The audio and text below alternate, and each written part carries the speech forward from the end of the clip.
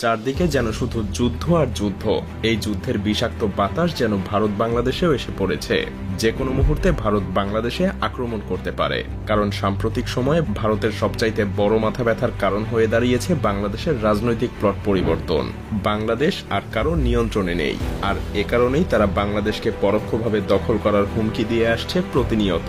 যদিও এগুলোকে রাজনৈতিক বক্তব্য বলেই উড়িয়ে দেওয়া যায়, কিন্তু আসলেই যদি ভারত এমনটা করার চিন্তা করে থাকে তাহলে কি পরিস্থিতি দাঁড়াবে?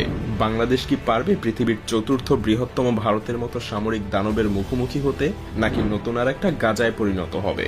নাকি ভারত বাংলাদেশকে আক্রমণ করলে নিজেই বিভক্ত হয়ে যাবে, আলাদা হয়ে যাবে সেভেন সিস্টার? আজ চলুন সেই বিশ্লেষণই করা যাক। ভারতীয় সেনাবাহিনীর সংখ্যা প্রায় 13 লাখ, যা চীনের পর পৃথিবীর দ্বিতীয় সর্বোচ্চ সৈন্যের অধিকারী দেশ।